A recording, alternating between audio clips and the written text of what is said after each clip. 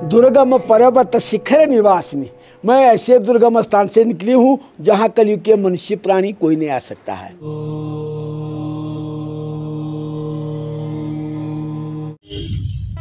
दोस्तों, चारों धामों की यात्रा में हम पहुंच रहे हैं यमुनोत्री धाम के रास्ते पर और ये ऊपर एक बोर्ड लगा है जिस पर लिखा है जानकी चट्टी 0 किलोमीटर। अर्थात हम उस क्षेत्र में प्रवेश कर चुके हैं जहां से शुरू होती है यमुनोत्री माता की चढ़ाई। यानी कि जानकी चट्टी ही वो जगह है जहां से हम यमुनोत्री माता के लिए चढ़ाई शुरू करते हैं पैदल।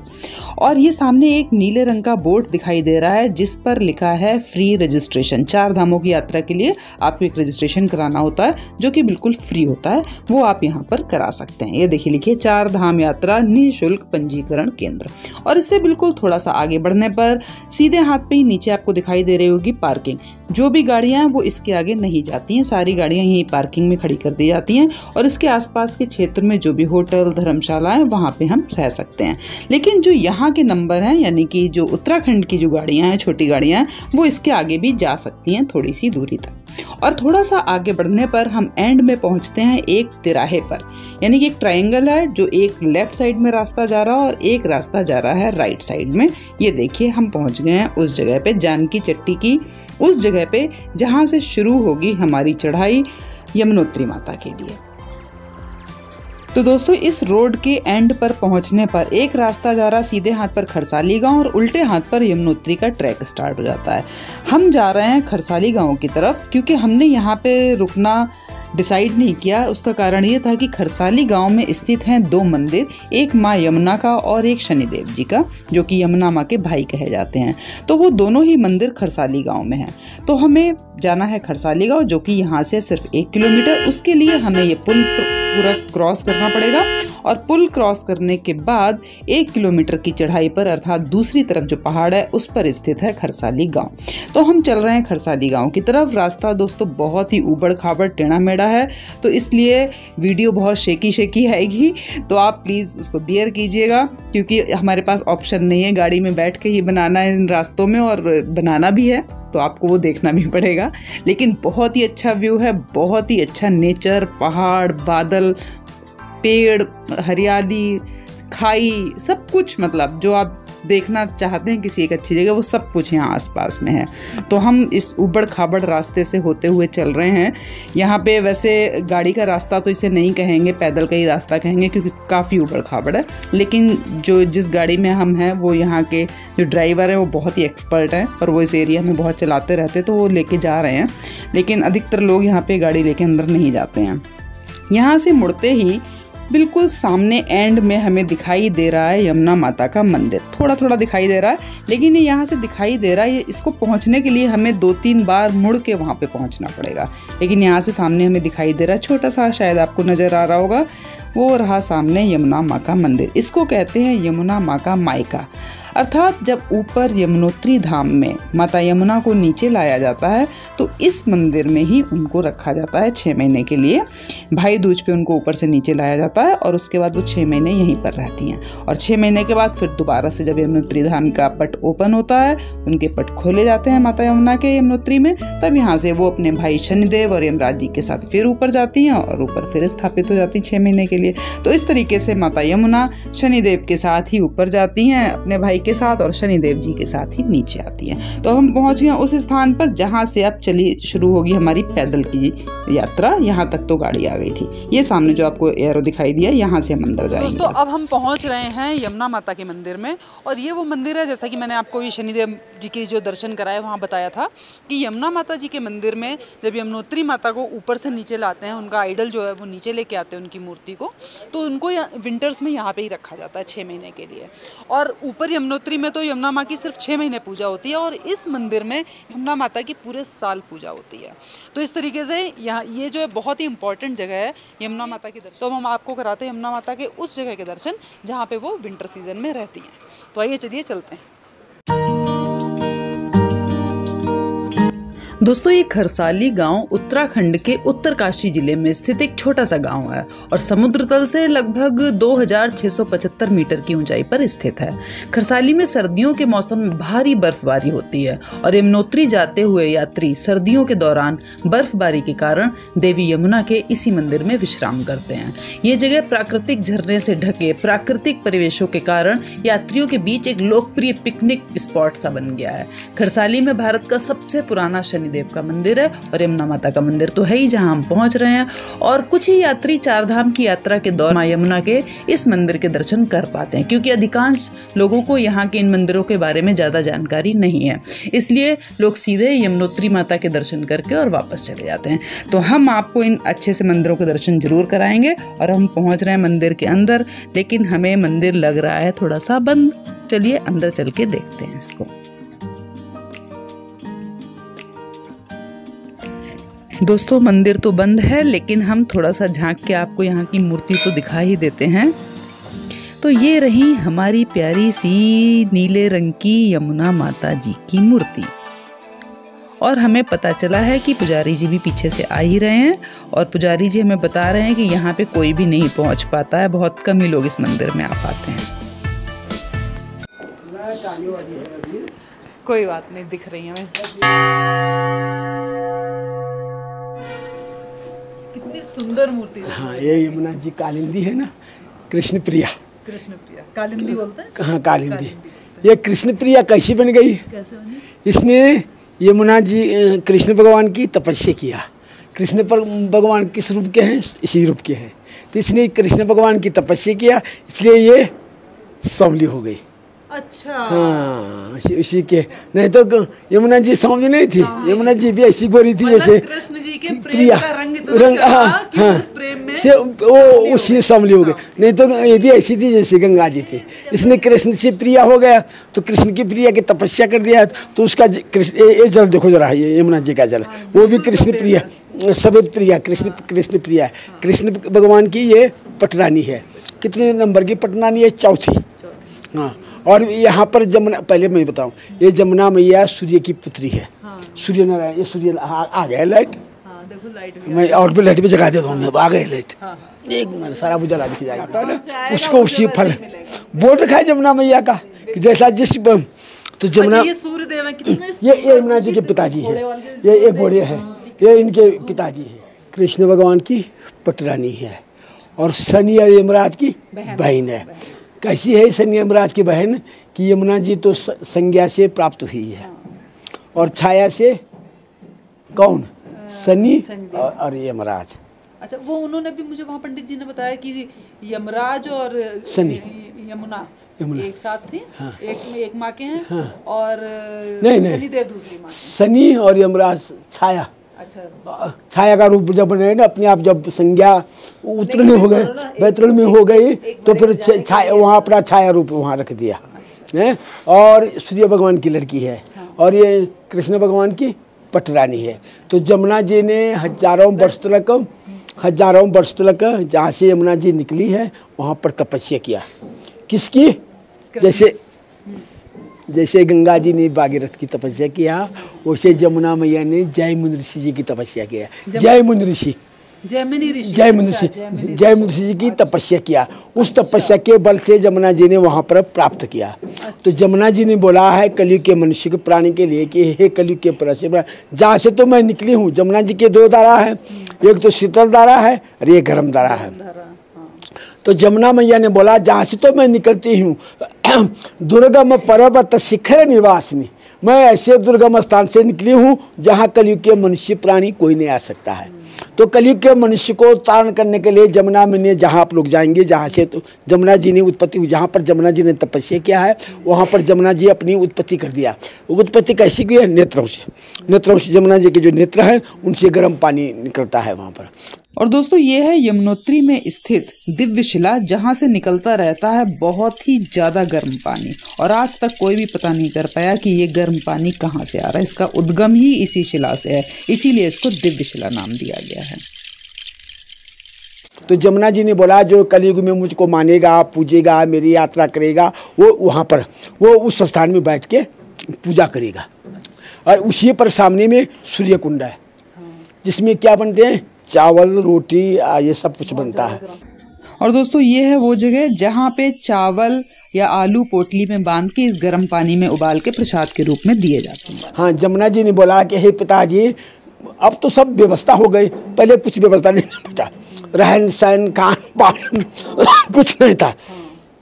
अब जमुना मैया ने कहा कि हे पिताजी, जो इस कलयुग में इतना दुर्गम स्थान में मेरी यात्रा करेगा, मैं ये चाहता हूँ कि कोई मेरे स्थान से भूखा न जाए, भूखा न जाए। तो उसको पकाने के लिए तो इसलिए तू कुछ तब तो जब सूर्य भगवान ने बोला कि ताताष्टु बेटी, अगर तू ऐसा ही वरदान चाहता है तो मैं ऐसा ही करूँगा। तो क्या किया सूर्य भगवान ने, अपनी एक किरणी यमुना जी को, लड़की है उनकी, दाज के रूप में दे दिया, और जिसके भर से वहाँ पर सारा तपत गर्म ही गर्म है, सूर्य कुंड है।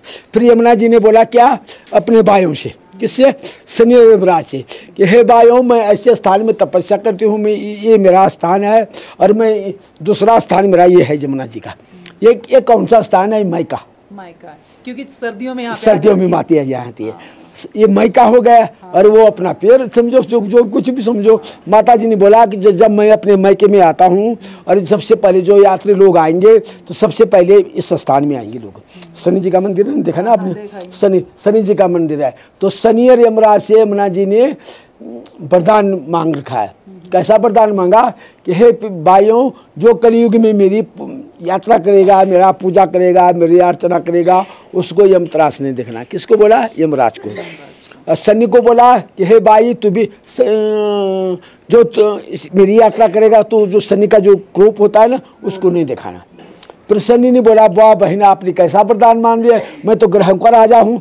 शनि जो देव है ना, जितने भी ग्रह है ना, उनके राजा हैं। और शनि का क्या दृष्टांत है, 60 साल का, और तो 1 साल 2 महीना 6 महीना 60 लगती है। किसकी लगती है, 60 शनि महाराज की। जो मेरे 60 है तो मैं तो लगूंगा, मैं तो क्रोप करूंगा, मैं अपना ग्रह तो छिपा नहीं सकता हूँ, मैं तो राजा हूँ ग्रहों का। फिर बोला यमुना जी ने, भाई अपना ग्रह तो लगाना, अपना सब कुछ करना, पर ज्यादा क्रोप नहीं करना, लगना जरूर। दृष्टांत है ना उसका क्या है, प्रायश्चित। प्रायश्चित भगवान ने बोला, जमुना मैया ने, लगना के लिए तुम लगो, ऐसा नहीं है कि नहीं लगना। उन लोगों ने जब ऐसा बोला कि तेरे यात्रा में तो जब भगवान जमुना के भैया ने बोला कि तेरे यात्रा में तो दुनिया आ जाएगी, यम ने बोला मेरा यमत्रास खड़े होगा। शनि ने बोला मैं शनियों का राजा हूँ, ग्रहों का राजा हूँ, मैं तो लगना में कहाँ जाऊँ। फिर बोला कि नहीं ऐसा नहीं है, लगने का तो लग जाना, पर ज़्यादा क्रोप, जो शनि का जो क्रोप होता है ना, उसको नहीं दिखा रहा। उसका जो क्या है, उसका तो शनि के लिए क्या बोला कि जो मेरा अखंड जलाएगा, यहाँ पे अखंड चलता है, बाल भोग बनता है, जो यहाँ 6 महीना जो अखंड चलता है, जो मेरा अखंड जलाएगा, यहाँ पर अखंड होती है, उनको ज़्यादा शनि का क्रोप नहीं दिखाना। लगने का तो लगेगा, पर एक लगना तो वो है जो हजारों साल पर परेशान है, एक वो है लगा रखो। तो उस लगने के लिए भी क्या, तो यमराज ने बोला, यमराज के लिए भी ऐसा बोला, ऐसा कोई दुनिया में नहीं है जो यमराज नहीं दिखेगा। यमराज तो आएंगे ही आएंगे, तो आएंगे, फिर आएंगे, उनके जो रूप है, उनका जो कारण है वो देखें, क्योंकि मनुष्य जन्म तो बार बार नहीं मिलता है। भगवान ने बोला, जमुना मैया ने बोला कि एक ऐसा जुनी है मनुष्य जो बार बार नहीं मिलते है, वो दुर्लभ है, दुर्लभ जुनी मनुष्य है। पेड़ बने, पक्षी बने, जो भी जीव जंतु बने, उसमें मनुष्य कुछ नहीं कर पाता है। तो एक मेरी ऐसी जुनी है यमुना जी की। यमुना जी ने बोला कलयुग के मनुष्य प्राणी के लिए एक मनुष्य जुनी ऐसी है जो इस जीवन में सब कुछ कर सकता है। यमत्रास तो जरूर देखना, ऐसा नहीं कि यमत्रास नहीं कर, बिना यमत्रास से तो जो कष्ट है वो कम कर दे। पर जो बोलते हैं ना कितने नरक है, क्या करना पड़ता है, कोई तो हजारों वर्ष तक नरकों में रहते हैं, कोई अपना गगर पता ही नहीं। 18 लाख जो जुनी होती है उसको 18 लाख नहीं 18 सेकंड भी नहीं लगेगा। आखिरी में कहाँ आएगा, वो मनुष्य की जगह आएगा। कौन, जो पुण्य करेगा। अच्छा, जब ऊपर से जमुना जी आती हैं यहाँ पे, तो इस जगह पे रखी जाती है, यहीं पर सिंहासन बनता है इनका। ये माता जी तो ऊपर है ना, इसके नीचे जो ये दरगाह है ना, जहाँ ठाकुर जी बैठे हैं बेटी, जहाँ ठाकुर बने हैं ना, ये चौकी लगी है, यहाँ उनका सिंहासन बनता है। परसों बहुत बड़ा ये होता है, परसों भंडारा भी होता है यहाँ जमुना जी का। अब परसों जब जिस दिन माता जिस दिन ऊपर से आएंगे, यहाँ भंडारा होता है। तो यमुना जी को भी बोला यमराज को कि हे भाई तू भी यमत्रास, ऐसा तो नहीं है जहाँ यमराज नहीं आएगा, आएगा जरूर, पर आएगा किसके ऊपर, जिसके ऊपर हरे राम हरे कृष्ण की कृपा होगी, श्री नारायण की कृपा होगी, यमुना जी की कृपा होगी, जिनके मुंह से बोलते समय जाते समय राम राम आएगा, भगवान का नाम आएगा, सतगुण। अजामिल ब्राह्मण जैसे कितना बड़ा पापी था, उन लोगों के वरदान की वजह से उसने बोला कि तेरा लड़के का नाम नारायण रखेंगे। तो उस नारायण की बेस से वो मरते समय उससे भगवान से प्यार नहीं था, लेकिन भगवान से तो उसको तो बच्चे से प्यार था, उसको तो पता ही नहीं था कि भगवान कौन है, नारायण कौन है। वो तो उनको वरदान दिया गया था महात्मा लोगों ने कि उसकी मुक्ति, क्योंकि उसका समय अच्छा आया, उसका समय अच्छा है मुक्ति के लिए। तो उस समय मरते समय नारायण नारायण बोल दिया। जब नारायण के दूत भी आए यमराज, उनको आपस में लड़ा झगड़ा होने लगा।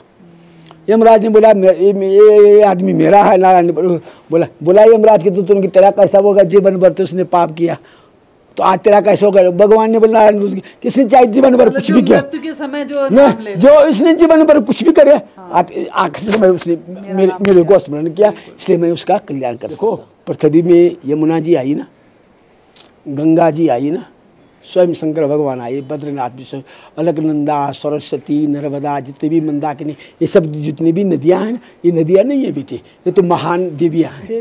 हाँ, हम लोग नहीं समझते ना इस बात को, हम नहीं हमको समझने हमारे अंदर दिल हम समझ नहीं पाते ना। ये कौन है, ये नदियां थोड़ी हम लोगों का नदियां जल बना रखा है, वो उसमें प्रदूषण करते हैं वो नदियां ने। ये तो कलयुग के मनुष्य को उद्धार करने के लिए इनको मृत्युलोक में आना पड़ा, ताकि कलयुग का मनुष्य का उद्धार होगा। और जिस दिन ज़्यादा पाप हो जाएगा कलंक महाराज है ना, वो अवतार ले लेंगे, अपने स्थान में पहुंच जाएंगे। तो ये जमुना जी, और जमुना मैया ने बोला क्या है, सबसे पहले दाम मेरा है। यमुना जी का कहाँ, यमुनोत्री। तो यमुना जी ने बोला जी मेरे चरण में आएगा, मेरे पास क्या है, भक्ति। सबसे पहले तो हृदय में भक्ति होनी चाहिए। जब भक्ति, तो गंगा जी ने बोला मेरे शरण में क्या है, ज्ञान। जब भक्ति है तो ज्ञान भी है, तब ज्ञान आएगा। फिर स्वयं शंकर भगवान जी खड़े हैं केदारनाथ में। शंकर भगवान किसी के सामने खड़ा नहीं हुआ, उसने बोला जो मेरे स्थान में आएगा मैं वैराग्य हूँ, मैं वैराग्य दूंगा आदमी को। पहले तो भक्ति चाहिए, जब भक्ति आएगी तो ज्ञान भी आएगा, ज्ञान आएगा तो वैराग्य भी आएगा मनुष्य को। तो आखिर गलत का पता चल जाएगा। तो आखिरी में क्या है, बद्रीनाथ में विष्णु भगवान जी स्वयं बैठे, वो क्या है, मुक्ति। तो भक्ति, ज्ञान, वैराग्य, मोक्ष, ये चार धाम, ये चार चीजें कहाँ मिलती हैं, उत्तराखंड में, इन देवी देवताओं के पास। ये ऐसे साधारण देवता, ये लाइन से ऐसे ही शुरू ये साधारण देवता नहीं है, ये ऐसे बनाए हुए देवता नहीं है। ये तो केदारनाथ में जाएंगे, पांडवों का बनाया हुआ मंदिर है, और पांडवों का मंदिर जो है ना, उसमें सारे पांडवों की स्थापित मूर्तियाँ रखी हैं, सब मूर्तियाँ रखी है। ये क्या, बद्रीनाथ में स्वयं भगवान है। जब गंगोत्री में से गंगा जी निकली है गौमुख से, यहाँ यमुना जी निकली है। सबसे पहले यमुना जी ने बोला शुरुआत मेरे से, भक्ति आएगा तो ज्ञान आएगा, भक्ति नहीं तो ज्ञान का है, दया नहीं है तो धर्म कहाँ से आएगा। मैंने सोचा नहीं था कि ये इस सीक्वेंस में ना, नहीं दया नहीं आएगा तो धर्म कहाँ से आएगा। तो ये जो भक्ति है ना, ज्ञान, इसी चार अक्षर से क्या बन रखा है बेटी, भागवत, श्रीमद् भागवत। 10वां जो स्कंद है कौन, रामायण। वो क्या है, जीना। रामायण क्या दिखाते, सुना दिखाते हैं मनुष्य को आदर्श जीना, आदर्श जीवन, पुरुषोत्तम मर्यादा। वो किसके ऊपर है, रामायण के ऊपर। और मोक्ष किसके ऊपर है, पितरों का उद्धार करना, आदमी का मोक्ष करना, गति, ये किसके, भागवत दिखाता है, भागवत है। और भागवत कब से बना ये पता है, पहले सुखदेव राजा परीक्षित जी का, जब राजा परीक्षित जी को वरदान दिया था ना इसने तजना से, वो डांस दिया था ना, तब सब लोग वहाँ सब लोग इकट्ठे हुए और बोला कि इसके लिए तो खाली 7 दिन की अवधि दे रखी है। किसको, राजा परीक्षित जी को। अब क्या उपाय है अब इसका, अब क्या उपाय होगा इसका, कैसे इसको मुक्ति मिलेगी। सारे दुनिया भर की जितने भी ऋषि थे उत्तराखंड, सब लोग खड़े हो गए, एक से एक ऋषि आए, आखिरी में आए सुखदेव जी महाराज।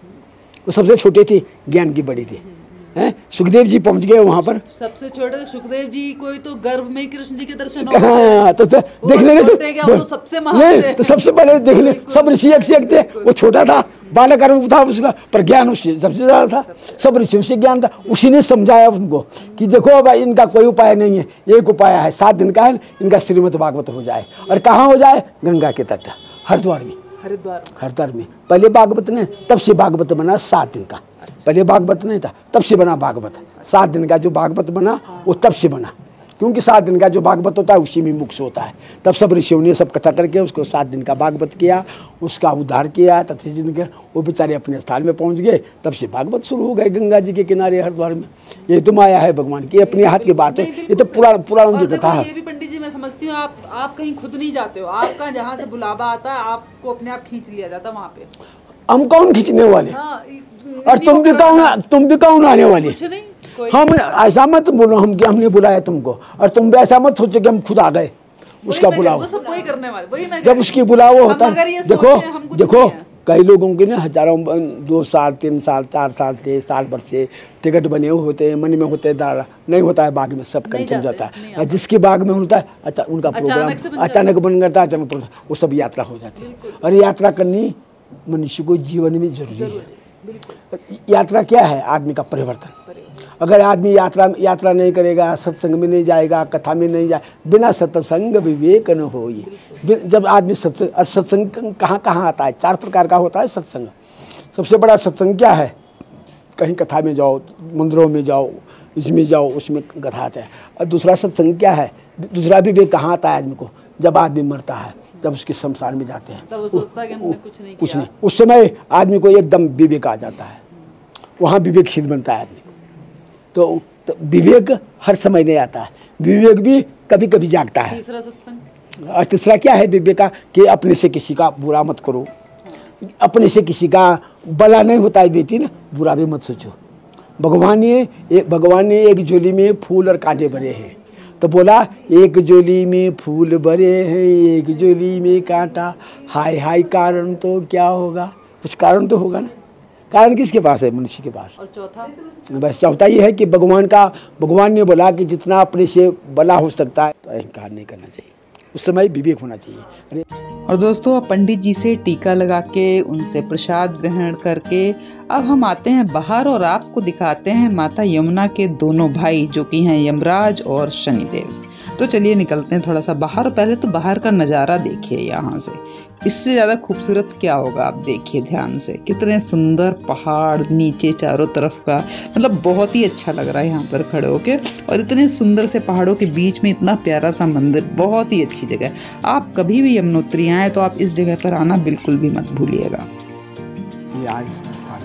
एक भाई है लेफ्ट में, एक है राइट में, और पिताजी को रखा है यमुना माता ने पास में। वो तो रखेंगे, ये तो यमुना जी के रक्षक हैं, शनि यमराज तो रक्षक हैं। कौन आने देगा उसको उसके दरबार में किसी को? यमराज यहाँ शनि पहरादार बनेगा, नहीं इसमें खाली जगह है।